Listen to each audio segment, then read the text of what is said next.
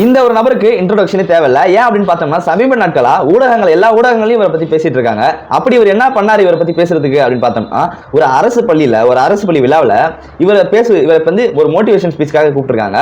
இவர் வந்துட்டு disability persons, அதாவது மாற்றுத்திறனாளிகளை தவறான ஒரு வார்த்தையில சித்தரிச்சு பேசியிருப்பாரு. என்ன பேசினாரு அப்படின்னு பார்த்தோம்னா, கையெல்லாம் பிறக்கிறாங்க, கால் இல்லாம பிறக்கிறாங்க, கண் இல்லாம பிறக்கிறாங்க, வீடு இல்லாம பிறக்கிறாங்க, பல நோய்களோட பிறக்கிறாங்க.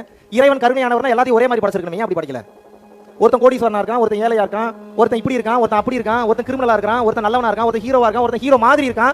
ஏன் இந்த மாற்றங்கள்? போன ஜென்மத்துல நீங்க என்ன செஞ்சீங்களோ அதை பொறுத்து உங்களுக்கு இந்த பிறவி கொடுக்கப்பட்டிருக்கிறது. இந்த பிறவியிலும் இந்த பிரச்சனை சம்பந்தமா மகாவிஷ்ணு மேல 5 பிரிவின் கீழ் வழக்கு பதிவு செஞ்சிருக்கிறதா நமக்கு தெரிய வந்திருக்கு. அது மட்டும் இல்லாம இப்போ ஜெயில் தண்டனை கிடைக்க கூட வாய்ப்பு இருக்கு. எப்படி அப்படின்னு பார்த்தோம்னா, the rights of persons with disability ஆக்ட்னு சொல்லி ஒரு சட்டம் இருக்கு. அதுல 2016 கொண்டு வந்த சட்டம். இதுல செக்ஷன் 92 கிளாஸ் 7 என்ன சொல்லிருக்கு அப்படின்னு பார்த்தோம்னா, ஒரு பொது இடத்துல மாற்றுத்திறனாளிகளை தவறுதலா பேசக்கூடாது அப்படின்னு சொல்லி இருக்கும். இதுக்கு ஜெயில் தண்டனையும் கூட சேர்ந்து அபராதமும் கொடுக்கலாம் அப்படின்னு சொல்லியும் இருக்கு. அது மட்டும் இல்லாம பிஎன்எஸ், அதாவது பாரதிய நியாய சன்னிதால இந்த செக்ஷன்ஸ் கீழே இவர் பண்ணது குற்றம். இதற்கும் இவர் தண்டனை அனுபவிச்சு தான் ஆகணும். இவர் பேசுறதை பத்தி உங்க கருத்தை கமெண்ட் செக்ஷன்ல சொல்லுங்க, நான் தெரிஞ்சுக்கிறேன். இது போன்ற லா அப்டேட்ஸ்க்கு பார்வை.